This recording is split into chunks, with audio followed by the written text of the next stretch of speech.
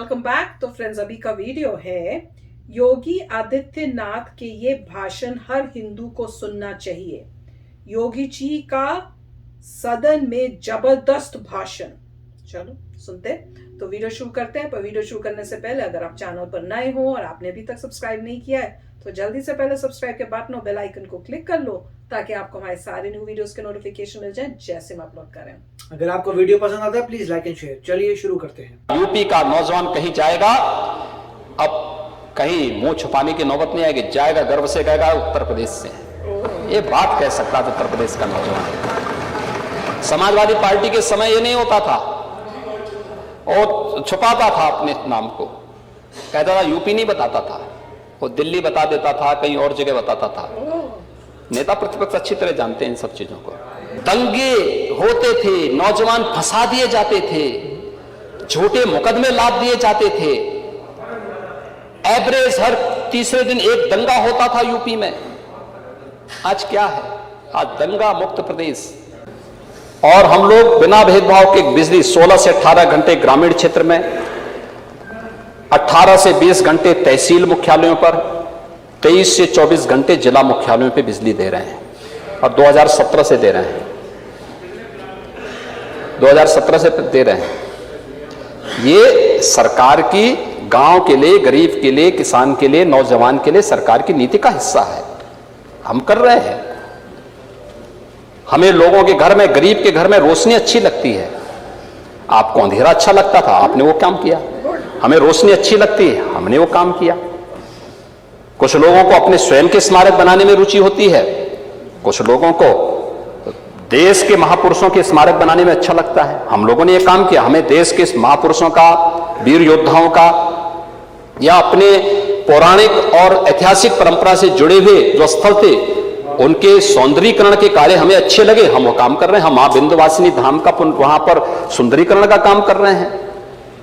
हर एक की अपनी पसंद होती है, अपनी होती है, हम वही काम कर रहे हैं। 2017 के पहले लोग क्या कहते थे कि हम कंस की मूर्ति लगाएंगे, और जब हमने मानसिकता चेंज की, आज ब्रज तीर्थ विकास परिषद के माध्यम से ब्रज क्षेत्र का पूरा विकास हो रहा है। सभी स्थल तीर्थ घोषित हो चुके हैं। सभी लोगों को तो मौका मिला था, ये काम ये भी कर सकते थे, लेकिन नहीं। पहले राम, कृष्ण, शंकर, ये सभी उनके लिए सांप्रदायिक दृष्टि थी। और आज जब लगता है कि अब ये बृहद समाज माफ नहीं करने वाला है, तो सब लोग अब दंडवत होकर के कहते हैं साहब हम भी राम के भक्त हैं, हम भी कृष्ण के भक्त हैं, हम भी शंकर के भक्त हैं। तो चेंज, ये विचारधारा की जीत, और मुझे लगता है हम जैसे लोगों के लिए सबसे बड़ी विजय है। क्योंकि जिस कार्य के लिए हम कहते थे, आज वो कार्य होता हुआ दिखाई दे रहा है। हर व्यक्ति लगा है लाइन पे, होड़ लगी है। कुंभ कैसे होना चाहिए? कुंभ प्रयागराज 10,000 वर्षों से अधिक का लिखित इतिहास जिसका है, दुनिया का पहला गुरुकुल महर्षि भारद्वाज ने जिस प्रयागराज में स्थापित किया था। आखिर बहुत सारे लोगों को अवसर मिला था कुंभ का आयोजन करने का, प्रदेश में सत्ता में रहने का। कुछ लोगों को दशकों तक मिला, कुछ लोगों को कई बार मिला, बार बार मौका मिला। वे भी कर सकते थे, लेकिन सोच नहीं थी। क्योंकि कुंभ का मतलब उन लोगों को लगता था कि अगर हम कुंभ के आयोजन के लिए कुछ कर लेंगे तो फिर टोपी लगा के मुबारकबाद नहीं दे पाएंगे।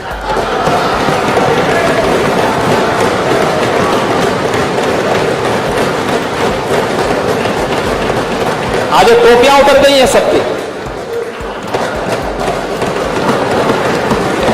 सब गायब, क्योंकि कुंभ ने सबको ढक दिया है। इतना सुंदर, इतना सुरक्षित, इतना सुव्यवस्थित आयोजन, 24 करोड़ श्रद्धालु एक जगह, एक स्थान पर आकर के इसमें सहभागी बने। ये उत्तर प्रदेश के अंदर हुआ। ये श्रेय तो उत्तर प्रदेश को जाता है।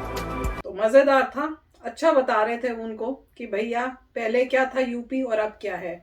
और काफी शॉकिंग था जब उन्होंने बताया कि पहले जब यूपी से कोई आदमी निकलता था वो बाहर बताने में शर्म महसूस होती थी कि मैं यूपी का हूँ। वो बोलेगा मैं दिल्ली का हूँ या कहीं और एरिया का, पर यूपी नहीं बोलता था। My God. और अब वो कह रहे हैं अब उसको शर्म नहीं आती, वो बहुत प्राउडली बोलता है कि मैं यूपी का हूँ। और ये भी बताया कि कितना मतलब बुरा हाल था वहां पे। कह रहे थे हर दूसरे तीसरे दिन जो है दंगे होते थे, इनोसेंट किसी लड़के को पकड़ के किसी ना किसी चीज में फंसा देंगे, और उस टाइप की सिचुएशन थी।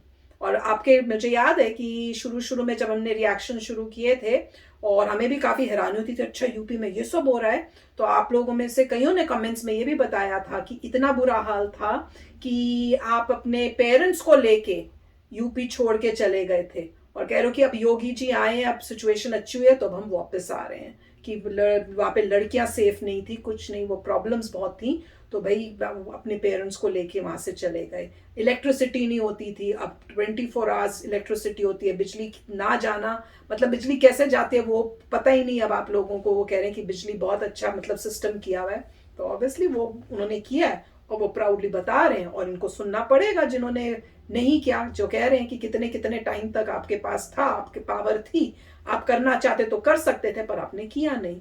आपको मजा आता था लोगों को अंधेरे में रखने में, और हमें अच्छा लगता है लोगों को उजाले में रखने के लिए, और वही आप अपने स्टैचूज बनाने में लगे हुए थे।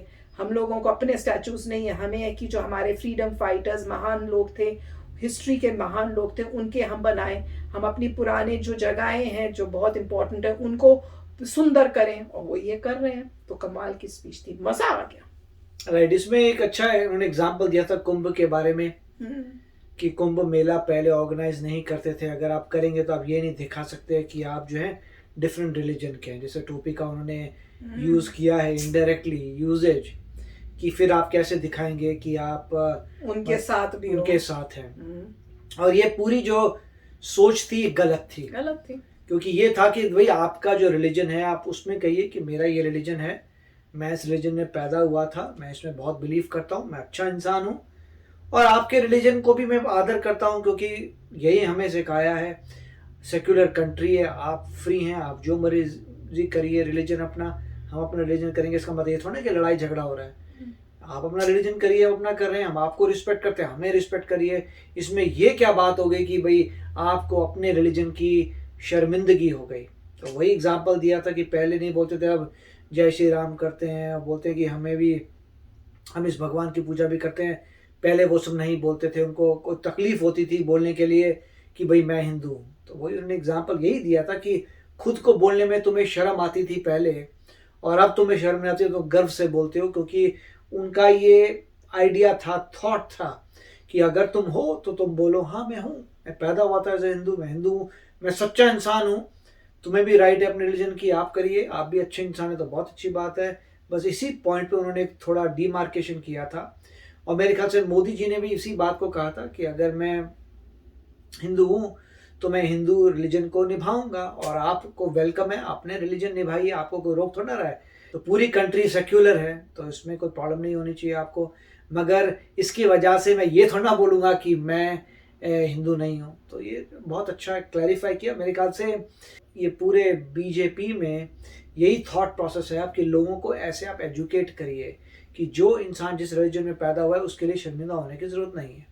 शर्मिंदा होना क्या मतलब है, मतलब इसमें तुमको वही तो कह रहे हैं कि शर्मिंदा क्यों हो रहे हो तुम, जो तुम्हारा रिलीजन है गर्व से अपना रिलीजन करो, अच्छे इंसान बनो, बस वही मेन पॉइंट है। और क्या, बिल्कुल काफी हैरानी की बात होती है कि ऐसी भी मेंटालिटी थी लोगों की। मैं तो हैरान हो रही सुन के।